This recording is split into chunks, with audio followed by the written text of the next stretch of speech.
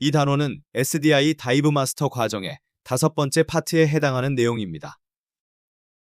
이번 파트에서는 다이버의 건강과 안전에 직접적인 영향을 줄 수 있는 다양한 위험 요소들과 그에 대한 이해를 통해 다이브 마스터로서 보다 책임감 있게 대처할 수 있는 방법을 배워보겠습니다.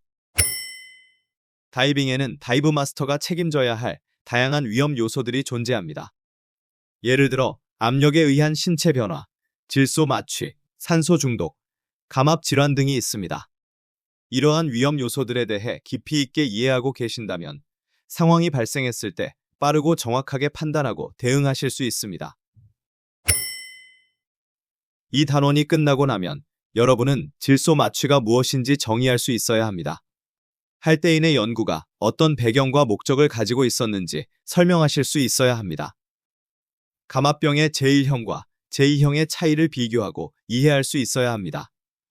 멀미, 특히 뱃멀미의 원인과 증상을 구분하고 다양한 치료 방법들을 평가할 수 있어야 합니다. 이번 장에서는 다음과 같은 8가지 주제들을 중심으로 설명드릴 예정입니다. 호흡과 순환, 질소 마취, 기체 중독, 할때인의 감압 모델, 감압 질환, 압력 상해, 기타 다이빙 관련 부상, 추가적인 우려 사항. 그리고 마지막으로 배운 내용을 확인하기 위해 복습 문제를 풀어보겠습니다. 우리 몸의 호흡기관은 대기와 몸 사이에서 기체 교환을 담당합니다. 주요하게 다루는 기체는 산소와 이산화탄소입니다. 먼저 우리가 들이마시는 공기는 약 21%의 산소와 79%의 질소로 구성되어 있습니다. 이 중 산소는 우리 몸에서 에너지를 만들어내는데 꼭 필요한 기체이며 세포의 대사 활동에 사용됩니다. 호흡은 2가지 과정으로 나뉘는데요. 인체 내에서 일어나는 기체 교환과 외부 공기와의 교환, 즉 기체의 유입과 배출입니다. 공기를 들이마시면 산소는 폐 속의 폐포까지 도달하게 되고 이곳에서 혈액 속으로 들어가 전신으로 운반됩니다. 반대로 세포 활동으로 생긴 이산화탄소는 혈액을 따라 폐포까지 운반되어 우리가 숨을 내쉴 때 몸 밖으로 배출됩니다. 이처럼 산소는 들이마실 때 폐로 들어오고 이산화탄소는 몸에서 나가도록 설계되어 있는 아주 정교한 순환 시스템입니다. 수중에서는 이 기체 교환이 매우 중요한데요.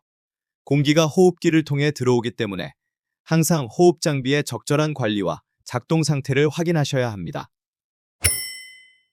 순환계는 기체, 영양분, 노폐물과 같은 요소들이 세포 수준에서 우리 몸 전체로 이동하게 해주는 시스템입니다. 우리 몸의 중심에는 심장이 있는데요. 심장은 강력한 펌프 역할을 하며 혈액을 동맥을 통해 온몸으로 보내줍니다. 그리고 세포에서 산소와 영양분을 공급받고 이산화탄소와 노폐물을 받아온 뒤 정맥을 따라 다시 심장으로 되돌아옵니다. 심장은 보통 분당 60에서 100회 정도 박동을 합니다. 이러한 박동을 통해 혈액이 지속적으로 순환하며 산소를 세포로 공급하고 노폐물을 제거합니다. 다이버에게 있어 이 순환계의 이해는 매우 중요한데요. 기체 교환 과정이 원활하게 이루어지기 위해서는 호흡기뿐 아니라 순환계의 정상적인 기능이 뒷받침되어야 합니다.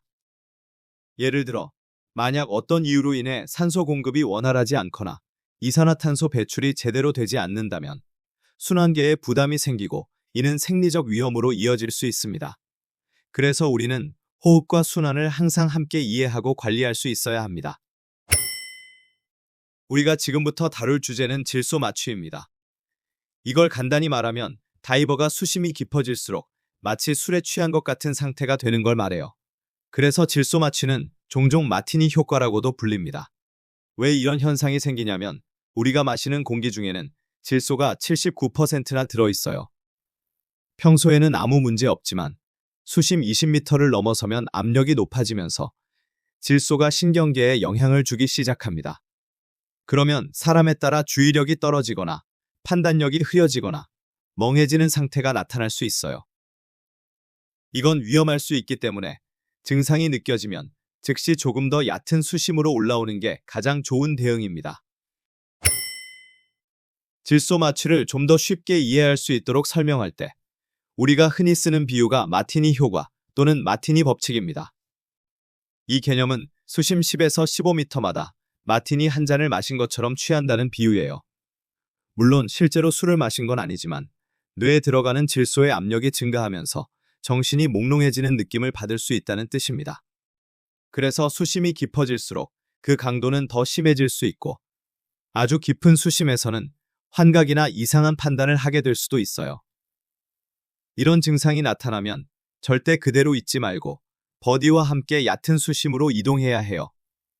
이러면 대부분 증상이 완화됩니다. 이번에는 산소 중독에 대해 이야기해 볼게요. 우리가 보통 다이빙할 때는 공기나 나이트록스를 사용하는데 특히 나이트록스처럼 산소 농도가 높은 기체를 사용할 때 주의해야 하는 게 바로 CNS 산소 중독입니다.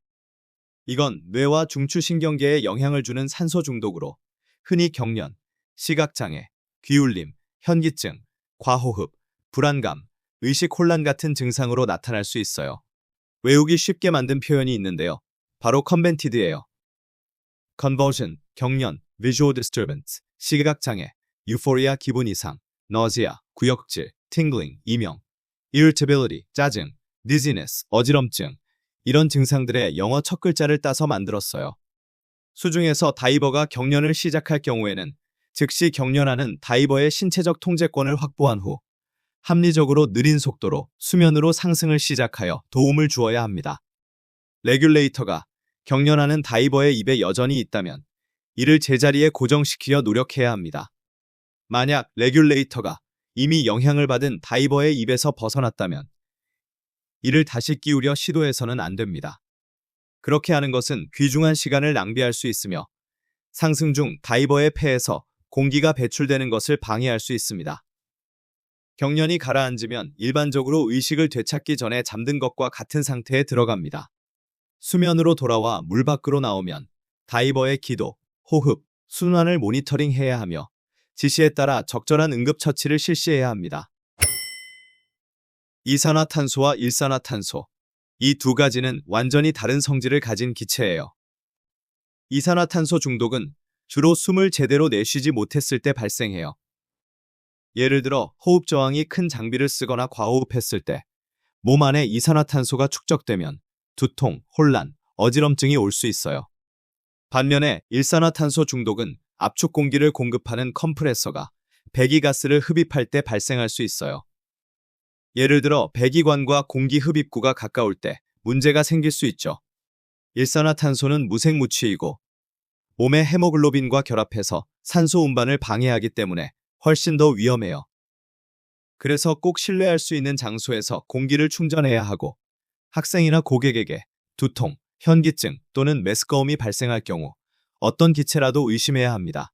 다이빙 중 일산화탄소 중독 가능성에 대한 의심이 조금이라도 생긴다면 해당 다이빙은 즉시 중단되어야 합니다. 할데이는 영국 해군의 요청으로 수심과 시간에 따른 감압 한계표를 만들기 위해 연구를 진행한 인물입니다. 이 모델의 핵심은 우리 인체의 다양한 조직들이 질소를 흡수하고 방출하는 속도가 서로 다르다는 점에 착안해 실제 조직을 대신할 수 있는 이론적인 조직 구획을 설정한 것입니다. 이 구획들은 실제 인체 조직을 정확히 반영하진 않지만 다이버가 수중에서 질소를 흡수하고 수면으로 돌아오며 질소를 방출하는 과정을 수학적으로 모사하기 위해 만들어졌습니다. 각 구획은 일정한 반감기를 가지며 이는 질소의 절반을 흡수하거나 방출하는 데 걸리는 시간을 말합니다. 이러한 개념을 바탕으로 감압표나 감압 알고리즘이 만들어졌고 오늘날에도 감압 스케줄을 설정하는 데 기초가 되고 있습니다.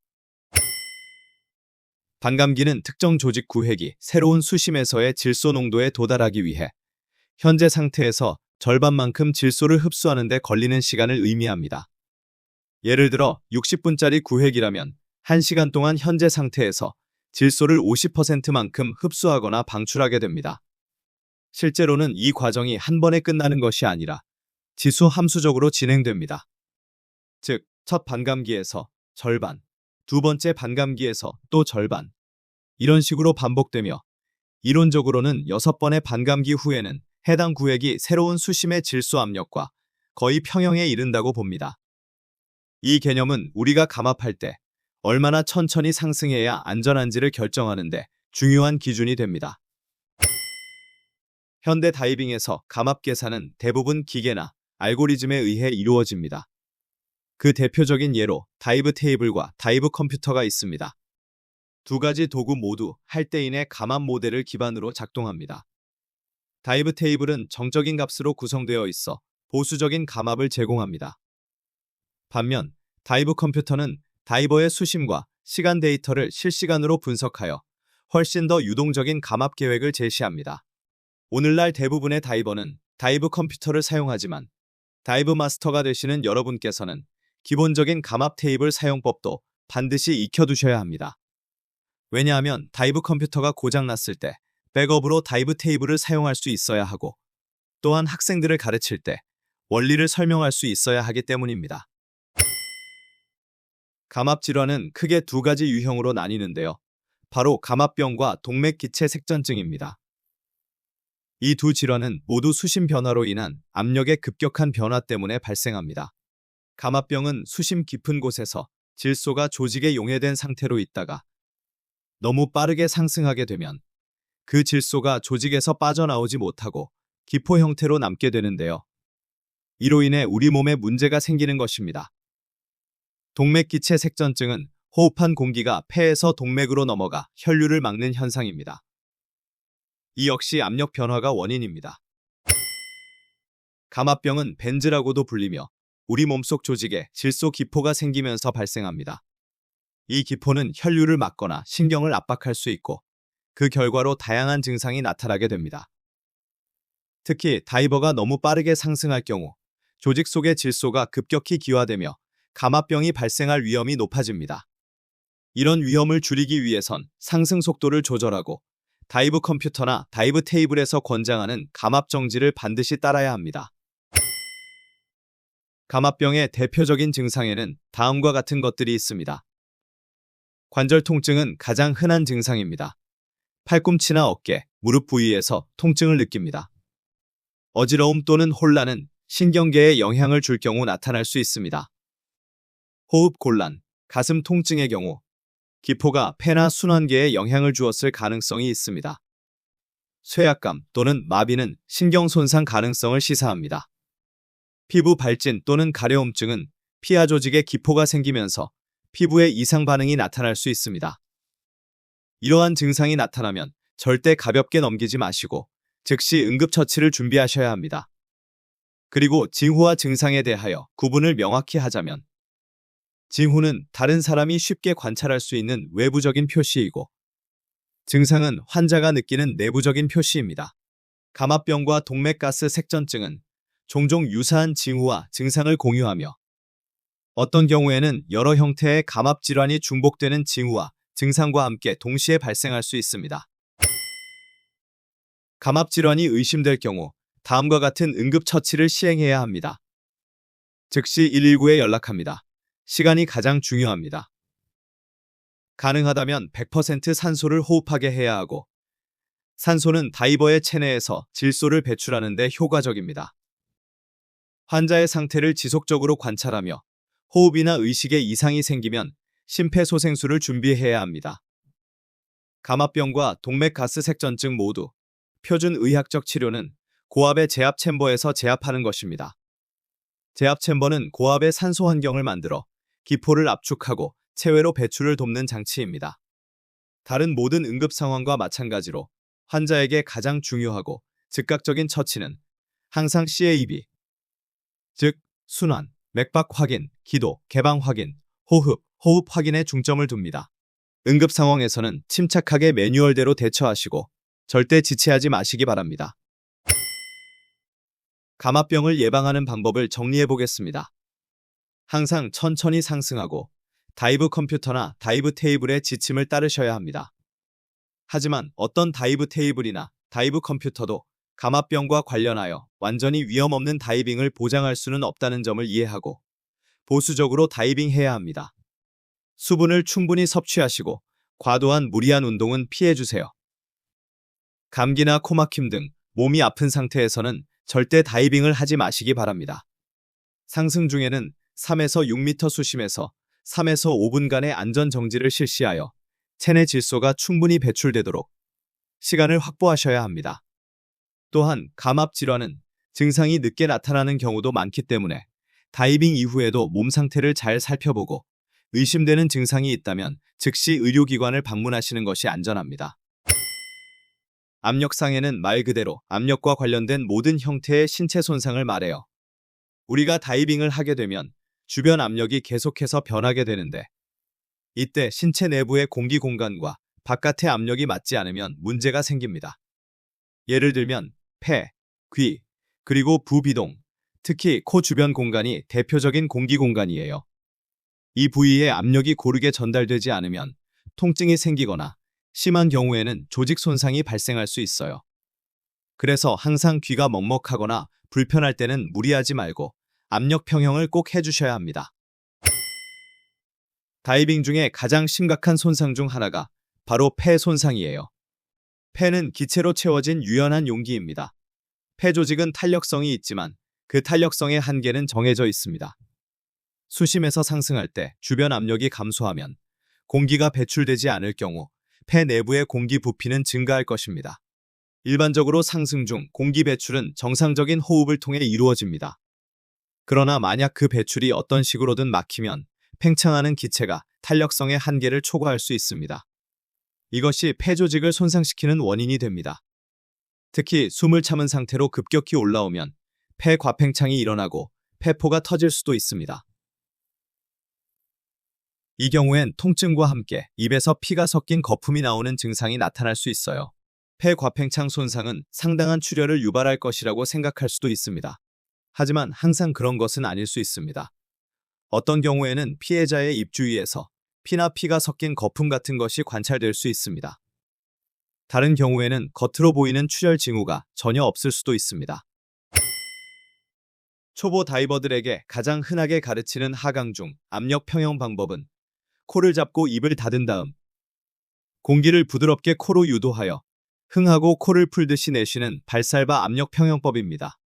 하강 중에 중위가 적절하게 압력 평형되지 않으면 증가하는 주변 압력이 유연한 고막을 안쪽으로 밀어넣어 저압 상태의 중위를 압박하게 되고 이는 압력감과 통증을 유발합니다. 이러한 상태를 압착이라고 합니다. 중위의 압력 평형이 되지 않은 상태가 지속되면 고막이 파열될 수 있습니다. 고막 파열은 즉시 압력감과 통증의 상당 부분을 완화시키지만 찬물이 중위로 갑자기 유입되면 현기증을 유발할 수 있습니다. 중위로 물이 들어가는 것은 감염으로 이어질 수도 있습니다. 더 큰 파열의 경우 수술적 치료가 필요할 수 있습니다. 따라서 하강할 때 귀에 조금이라도 불편함이 느껴지면 무리하지 말고 즉시 올라오셔야 합니다. 다이버가 착용하는 마스크는 눈과 코를 덮는 공기 공간을 형성해요. 몸의 다른 공기 공간과 마찬가지로 이 인위적인 공기 공간도 하강 및 상승 시 압력 평형을 맞춰야 합니다. 마스크 안의 압력이 바깥 수압과 압력 평형을 맞추지 못하면 얼굴, 특히 눈에 손상이 생깁니다. 가장 흔한 증상은 눈에 멍이 들거나 심한 경우는 결막이 터지면서 출혈이 생기는 거예요. 이런 손상을 예방하려면 마스크를 바르게 착용하고 하강 중에 코로 약간씩 숨을 불어넣어 마스크 안의 압력을 맞춰주는 것이 중요해요. 이걸 마스크 압력 평형이라고 합니다. 익사는 말 그대로 물이 폐로 들어가면서 호흡이 멈추는 상태예요. 숨을 쉴 수 없게 되니까 생명이 위태로워질 수 있습니다. 그런데 물이 폐로 들어갔지만 다행히도 살아난 경우도 있죠. 이런 걸 준익사라고 해요. 준익사는 피해자가 생존하여 처음에는 빠르게 회복되는 것처럼 보일 수 있지만 물의 침입은 폐에 심각한 손상을 입혀 화학적 및 생물학적 변화를 초래할 수 있습니다. 사고 후 몇 시간 또는 며칠 이내에 추가 액체가 폐에 고일 수 있으며 이로 인해 나중에 2차 익사로 사망에 이를 수도 있습니다. 그래서 다이빙 중에 익사 사고가 발생하면 반드시 의료기관에서 관찰을 받아야 해요. 생존했다고 해도 절대 방심하면 안 됩니다. 저체온증은 체온이 너무 낮아졌을 때 생기는 증상이에요. 몸이 떨리고 정신이 흐려지고 심하면 의식을 잃을 수 있어요. 반대로 고체온증은 체온이 너무 올라가면서 생기는 문제예요. 땀이 많이 나고 어지럽고 심하면 실신할 수도 있어요. 다이버들은 물에 들어갈 때마다 저체온증의 위험에 노출될 수 있습니다. 왜냐하면 물은 같은 온도의 공기보다 약 25배 빠르게 신체에서 열을 빼앗아갈 수 있기 때문입니다. 다이빙 중 저체온증 또는 고체온증이 의심된다면 해당 다이빙은 즉시 종료되어야 합니다. 저체온증 환자는 몸을 따뜻하게 해주어야 합니다. 고체온증 환자는 몸을 식혀주어야 하며 수분 공급도 필요합니다. 이 두 가지 모두 단순한 피곤함이 아니라 응급 상황이에요. 다이빙 전후, 기온이나 수온에 따라 체온 조절을 꼭 신경 써야 합니다. 다이빙을 하다 보면 생각보다 쉽게 수분을 잃게 돼요. 이걸 탈수라고 해요. 탈수는 신체의 혈액과 조직 내 수분 수준이 감소하여 다양한 생리적 과정에 부정적인 영향을 미치는 상태를 말합니다. 이는 감압병 발병의 중요한 요인으로 여겨집니다. 다이버가 차가운 물에 잠기면 때때로 반사적인 배뇨 충동을 유발하여 다이버의 몸에서 자연적으로 수분을 배출하게 됩니다. 카페인이 함유된 음료와 알코올 음료는 몸의 이뇨 작용을 지속적으로 일으켜 수분을 더욱 감소시킬 수 있습니다. 그래서 다이빙 전, 중간, 후에 물을 충분히 마시는 게 아주 중요해요. 갈증이 나기 전에 미리미리 물을 마셔서 탈수를 예방해야 합니다. 멀미는 많은 다이버들이 한 번쯤은 겪어본 증상이죠. 배를 타면 어지럽고 속이 울렁거리고 심하면 토할 수도 있어요.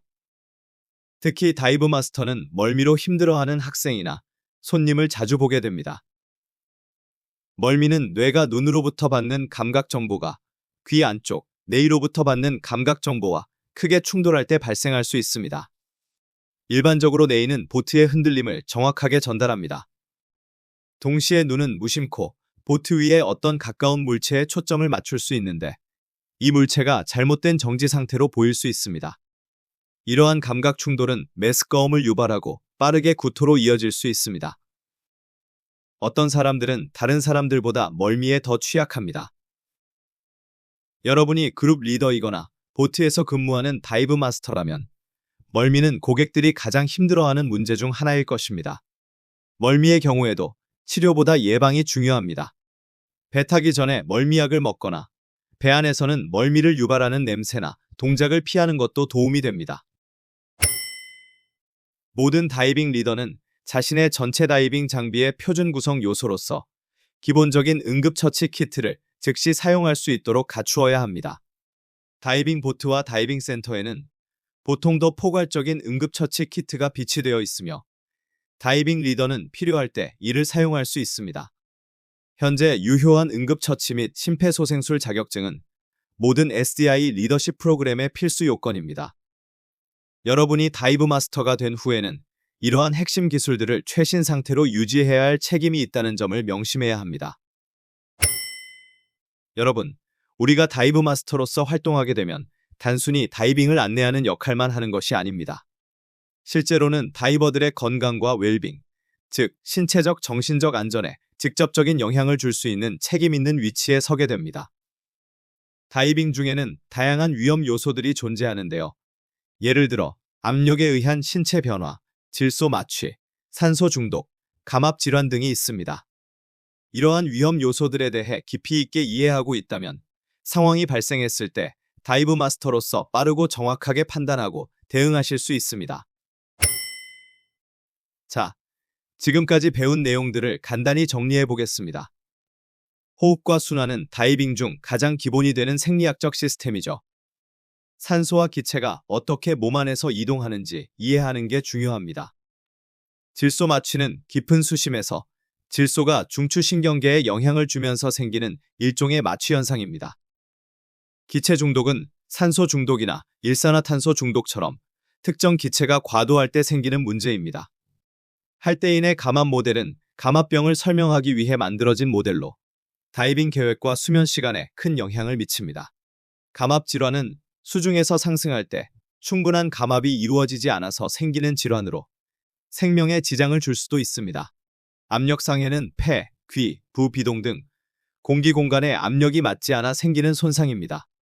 기타 다이빙 관련 부상에는 익수, 저체온증, 멀미, 탈수 같은 기타 질환들도 포함됩니다. 추가적인 우려사항으로 응급처치 키트의 준비, 환경적 위험 요소 파악 등 다양한 사전 준비도 함께 고려해야 합니다. 결국 이 모든 내용은 다이버를 보호하고 여러분이 책임감 있는 리더가 되기 위해 꼭 알아야 할 지식들입니다. 이제 복습 문제를 풀어보면서 오늘 배운 내용들을 다시 한번 정리해 보겠습니다. 1. 질소 마취란 무엇인가? A. 높은 수준의 산소로 인해 발생하는 상태. B. 불활성 기체를 흡입해서 생기는 취한 상태. C. 기체 독성의 한 종류. D. 다이빙 방법 중 하나. 정답은 B. 불활성 기체를 흡입해서 생기는 취한 상태입니다. 질소 마취는 주로 깊은 수심에서 나타나는 현상이에요. 우리가 다이빙을 할 때 불활성 기체인 질소를 고압 상태에서 흡입하게 되면 이 기체가 중추신경계에 영향을 주게 되는데요. 그 결과 술에 취한 것 같은 상태, 즉 판단력이 흐려지고 반응이 느려지거나 헛웃음이 나오는 등의 증상이 생깁니다. 이걸 질소 마취 또는 마티니 효과라고도 부르죠. 수심이 깊어질수록 그 효과가 커지기 때문에 특히 대심도다 이빙과 테크니컬 다이빙에서는 반드시 질소 마취에 대해 잘 알고 있어야 합니다. 2. 할대인의 연구의 주요 목적은 무엇이었는가? A. 새로운 잠수 장비를 개발하기 위해. B. 다이버의 수심과 시간 제한을 설정하기 위해. C. 해양 생물을 연구하기 위해. D. 수중 사진 기술을 향상시키기 위해. 정답은 B. 다이버의 수심과 시간 제한을 설정하기 위해입니다. 할대인은 사람이 깊은 수심에서 상승할 때 몸속의 질소가 어떻게 빠져나가야 안전한가에 대해 연구했어요. 이 연구를 통해 사람의 몸에 여러 조직들이 있고 각 조직이 질소를 배출하는 속도가 다르다는 걸 밝혀냈습니다.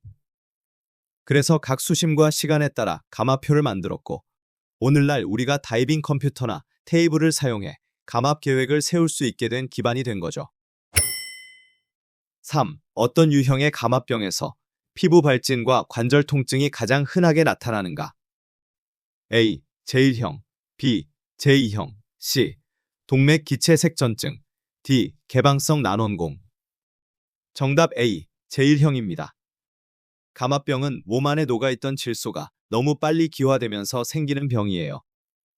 그 중에서도 제1형 감압병은 비교적 경미한 증상이 나타나는 형태예요. 주로 피부 발진, 가려움증, 관절 통증이 생기는데요. 특히 팔꿈치나 무릎 같은 큰 관절에서 통증을 많이 호소해요. 이걸 다이버들 사이에선 벤즈라고도 부릅니다. 만약 이런 증상이 나타난다면 즉시 다이빙을 중단하고 100% 산소를 투여하면서 병원으로 가야 합니다. 물론 더 심각한 제2형 감압병은 신경계 증상이 포함되기 때문에 반드시 사전 예방이 가장 중요해요. 4. 멀미는 주로 어떤 두 감각 사이의 충돌로 인해 발생하는가? A. 시각과 촉각, B. 미각과 후각, C. 눈과 뇌의, D. 평형 감각과 움직임.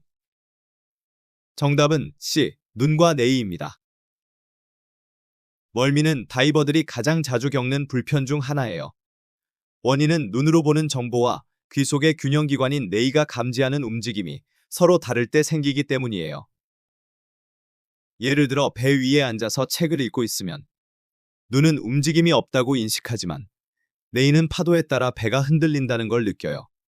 이런 감각의 충돌이 뇌를 혼란스럽게 만들어서 메스꺼움이나 구토 같은 증상이 생기는 거죠. 그래서 멀미를 막으려면 시선을 멀리, 수평선 같은 움직이지 않는 곳에 두는 게 좋고 미리 멀미약을 복용하는 것도 좋은 예방책입니다. 지금까지 SDI 다이브 마스터 과정의 5번째 파트를 함께 살펴보았습니다. 혹시 오늘 강의 내용 중에서 궁금하신 점이나 추가 설명이 필요한 부분이 있으면 알려주세요.